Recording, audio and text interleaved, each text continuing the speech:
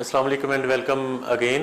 ये second part है हमारी इस वीडियो का, जिसमें हम फैमिली मेम्बर्स को कुछ 10 पॉइंट ऐसे बताना चाह रहे थे जो वो अपने मरीज़ के साथ घर में भी, और ख़ास तौर पे जब वो पाकिस्तानी सोसाइटी के अगर एस्पेक्ट में देखा जाए तो ख़ास तौर पे जब वो ये किसी ड्रग एडिक्शन रिहैब फैसिलिटी के अंदर होते हैं तो फैमिली मेम्बर्स को कौन कौन से काम करने होते हैं। तो जो इस वीडियो का पार्ट 1 है उसमें मैंने कुछ पॉइंट बताए थे। अब इस वीडियो में हम उसको मज़ीद आगे लेके चलते हैं। तो एक बात यह है कि जब आप ट्रीटमेंट प्रोसेस का हिस्सा बन जाते हैं एज ए फैमिली मेम्बर्स, तो फिर आपको काउंसलर इस बात में भी गाइड करना शुरू करते हैं कि चूँकि ये इट्स एन क्रॉनिक इलनेस और इसके अंदर ये जो सदा रहने वाली बीमारी का एलिमेंट है वो ये इसमें डिमांड करता है कि हमें एक जो एक्सपेक्टेशन का लेवल है वो एक रीज़नेबल हद तक बढ़ाना है। हमें पेशेंट के साथ इतनी एक्सपेक्टेशंस नहीं लगा लेनी कि जैसे वो रिहैब सेंटर से निकलेगा तो वो एक फरिश्ता बन चुका होगा। ऐसा नहीं होता, क्योंकि दुनिया का कोई भी ट्रीटमेंट है, चाहे वो एडिक्शन ट्रीटमेंट के अलावा अगर कोई भी आप ट्रीटमेंट देख लें, जब आप हॉस्पिटल जाते हैं तो वहाँ बेसिक काम होता है। बेसिक काम करने के बाद डॉक्टर पेशेंट को डिस्चार्ज कर देते हैं और फर्दर जो ट्रीटमेंट का प्रोसेस है वो घर में रह के हो रहा होता है। इस तरह चूँकि एडिक्शन ट्रीटमेंट भी एक एस्टेब्लिश्ड एडिक्शन भी एक एस्टेब्लिश्ड इलनेस है तो इसका ट्रीटमेंट भी वैसे ही चल रहा होता है। तो ट्रीटमेंट के अंदर हमें ये बातें बड़ी क्लियर करनी है कि ये क्रॉनिक इलनेस है। जैसे कोई डायबिटिक ये दावा नहीं कर सकता कि जब से उसको डायग्नोसिस हुआ है डायबिटीज़ का, उस डायग्नोसिस के बाद आज तक उसने कभी रिलैप्स नहीं किया, उसने कभी शुगर नहीं बढ़ाई।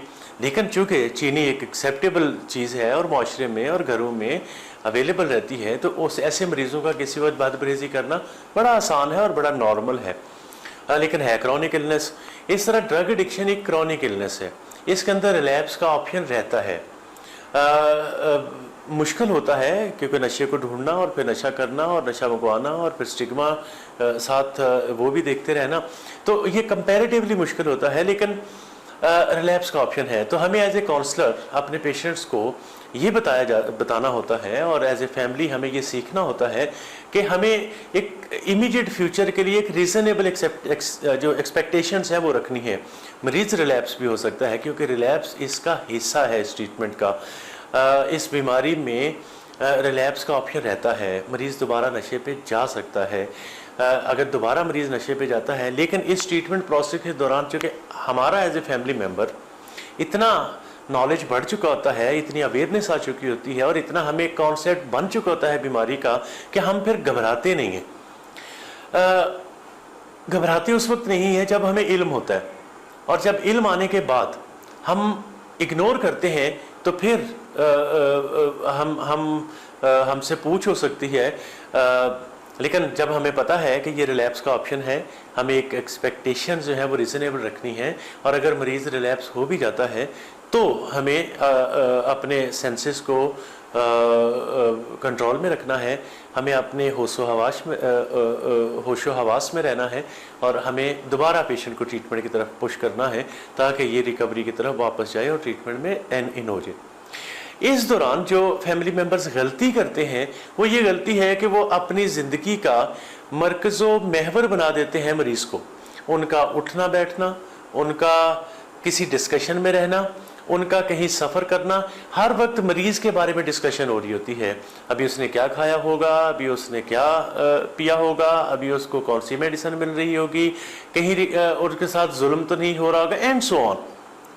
अब फैमिली मेम्बर्स जो हैं वो इतना एम्फसाइज कर देते हैं पेशेंट को अपनी लाइफ के अंदर कि वो रिजेंटमेंट का बायस बनना शुरू हो जाता है। क्योंकि एक तरफ वो इतना डिस्कस करते हैं पेशेंट को, दूसरी तरफ उसकी बुराइयां भी साथ डिस्कस करते हैं, तो डेफिनेटली ब्रेन जो है वो नेगेटिविटी को जल्दी पकड़ता है, तो वो रिजेंटमेंट का बायस बनता है। तो हम एज ए काउंसलर ये एडवाइस करते हैं फैमिलीज को कि आप अपने पेशेंट को डी एम्फसाइज करें अपनी लाइफ से। वो एक ग्रोन अप इंसान है, वो अपना देखभाल कर सकता है। जब वो नशे के इस गाड़ी को सक्सेसफुली इतने महीनों या सालों चलाता रहा है, तो हम ये कैसे ये मान लेते हैं कि शायद रिहैब सेंटर जाके वो इतना मासूम बन गया होगा कि वो कुछ खाता नहीं होगा, वो कुछ मेडिसिन नहीं लेता होगा, या वो वहाँ लड़ता होगा। ऐसा नहीं होता। और फिर आप हर जगह बैठे हुए आप जब अपने मरीज़ के बारे में बात करना छोड़ते हैं तो आप अपने ऊपर ध्यान देना शुरू करते हैं। हम तो एज ए काउंसलर फैमिली को ज़रूर गाइड करते हैं कि आपका मरीज़ यहाँ पे है, आपने अपनी डेली लाइफ को, जो डेली लाइफ की एक्टिविटीज़ हैं उनको पोस्टपोन नहीं करना। आपने अपनी डेली एक्टिविटी जारी रखनी है, आपने अपनी एक्सरसाइज करनी है, आपने अपनी डाइट का ख्याल रखना है, आपने अपनी सोशल लाइफ भरपूर तरीके से गुजारनी है। अगर आप अपनी जॉब पे हैं या पढ़ रहे हैं, आप अपनी उस तालीम में या उस जॉब में खर्च नहीं करना। आपने जो लोगों से बना के रखनी है, आपने अपने सारे काम करने हैं और डी एम्फिसाइज करना है पेशेंट को अपनी लाइफ से। उसके फ़ायदे पेशेंट को भी होते हैं और उसका फ़ायदा जो है वो फैमिली मेम्बर्स को भी होता है। पेशेंट को ये फ़ायदा होता है कि उसको अपने पाँव पे खड़ा होने में मदद मिलती है। अगर फैमिली मेम्बर्स हर दूसरे दिन रिहैब सेंटर में आके अपने पेशेंट से मिलने की कोशिश कर रहे होते हैं, जो कि साइकोलॉजिकल एडवाइस के बिल्कुल अपोजिट हो तो उसमें क्या है कि पेशेंट को ये अंदाज़ा हो जाता है कि अब मुझे आप ट्रीटमेंट में भेजने के बाद अब आपकी इतनी ज़्यादा मोहब्बत जाग रही है तो आप मुझे घर क्यों नहीं ले जाते। क्योंकि एक तरफ ट्रीटमेंट प्रोटोकॉल को फैमिली फॉलो कर रही होती है, एक तरफ वो अपनी मोहब्बत को जगा के पेशेंट को भी घर लेके जाना चाहते हैं। तो जब आप डी एम्फिसाइज करेंगे पेशेंट को अपनी लाइफ से, तो पेशेंट अपना इलाज अपने हाथ में लेगा। क्योंकि हमें ये नहीं भूलना कि किसी भी पेशेंट को, नशे के मरीज़ को ख़ास तौर पे आप ज़बरदस्ती ठीक नहीं कर सकते, आप उसको बुरा भला कह के ठीक नहीं कर सकते, आप उससे एक्स्ट्रा मोहब्बत दे के ठीक नहीं कर सकते। आप उसको सिर्फ पाँव दे सकते हैं, आप उसे नॉलेज दे सकते हैं।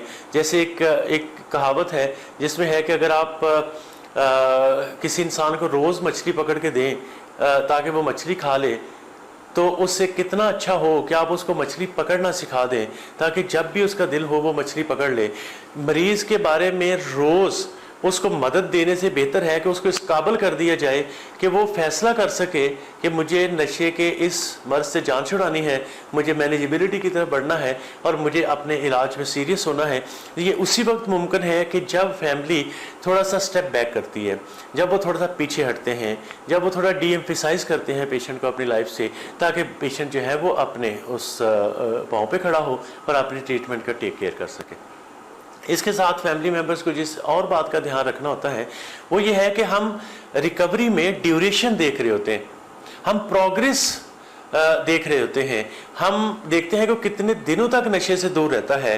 हम परफेक्शन नहीं देख रहे होते, हम एक इंसान को इलाज में कामल इंसान नहीं बना रहे होते, ना ही इंसान कामल बन सकता है इस लिहाज में, क्योंकि इंसान गलतियां करता है। इंसान ही है कि जब वो गलती करता है, गलतियां जिनसे नहीं होती वो शायद फरिश्ते कहते हैं उनको, इंसानों से गलतियां होती हैं। जब हम परफेक्शन की तवक्को करते हैं मरीज से कि आप इलाज में आए हैं, हमने पैसे भी लगाए, हमने टाइम भी लगाया, हमने ट्रीटमेंट प्रोसेस को भी फॉलो किया, हमने हर बात मानी काउंसलर की, फिर हमारा पेशेंट फरिश्ता क्यों नहीं बना? क्योंकि वो फरिश्ता बन नहीं सकता, वो फरिश्ता बनने आया नहीं, वो इलाज कराने आया है। और उस इलाज में उसको बहुत सारी चीज़ें उसके इक्विप हो गया है उन चीज़ों से।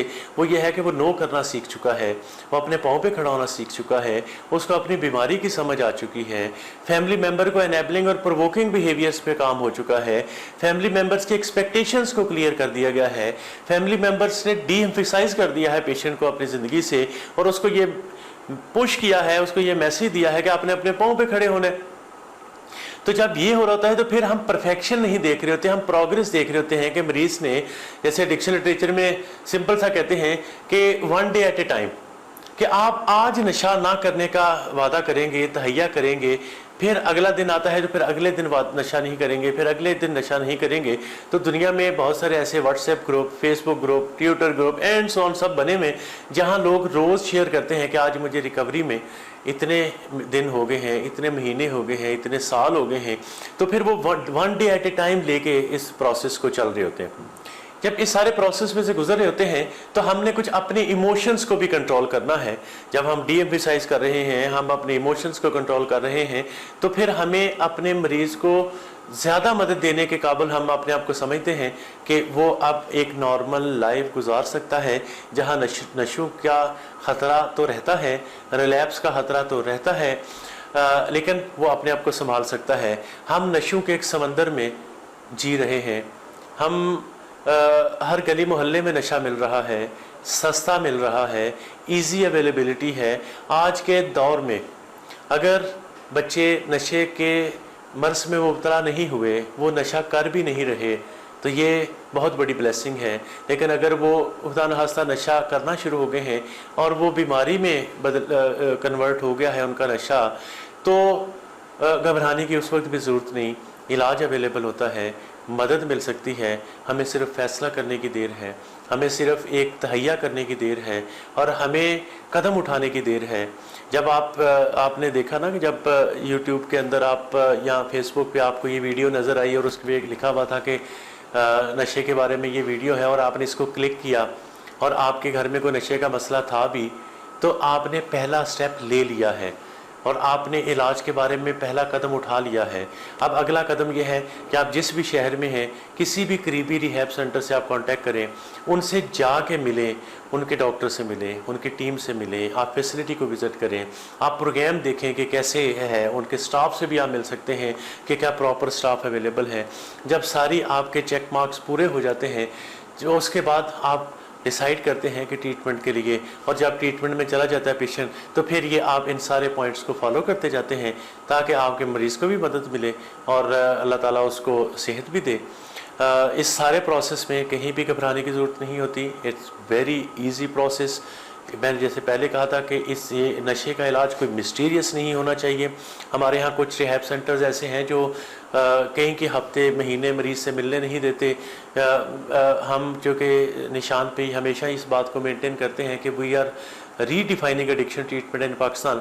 तो उसमें हमने सबसे पहला पॉइंट ये लिया है कि बार बार मीटिंग्स हो मरीज़ के साथ। जितनी ज़्यादा मीटिंग होगी उतना मरीज़ अच्छा ठीक होगा।